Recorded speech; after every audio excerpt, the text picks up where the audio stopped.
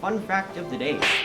Did you know that one of Vietnam's most notorious gangsters of all time was a woman? What? Born in Hai Phong, which at the time was Vietnam's crime capital. Vu Thi Hoang Dong, better known as Dung Ha, was born in 1965.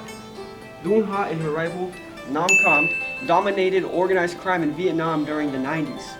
From a young age, Dung Ha pickpocketed and set people up to make a living in her hometown of Hai Phong.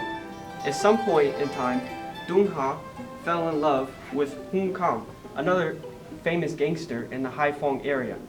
When Hun Cam went to prison, Dung Ha hatched a plan to break out her lover. She was going to show up to the prison with grenades, and then she was going to block the road with her followers so that Hun Cam could escape and swim to a train that was going to take him to Hong Kong. And it was all going to be great and wonderful, but then it didn't work, and their grenades didn't go off, and Hun Cam got shot to death.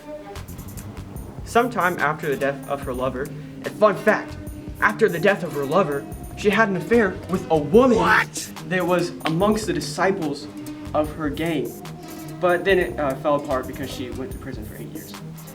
Dung Ha then got into a beef with her gangland rival Nam Cam after she was trying to form her own gang in Saigon instead of joining Nam Cam. They could have been a great force, but she wanted her own power. During their feud, Dung Ha got the better of Nam Cam by trolling him at the dance club by throwing shrimp sauce, human feces, and live snakes onto the floor. And as a result of this, Dung Ha was assassinated. She got shot to death in front of a karaoke, and that was that. But the story isn't all bad, because the assassination of Dung Ha led to the downfall of Nam Cam's gang, because the police hounded him, and then he eventually got sentenced to death for the assassination. So in a way, she got her revenge, even from the afterlife. You know, and even in death, Dung Ha was never forgotten.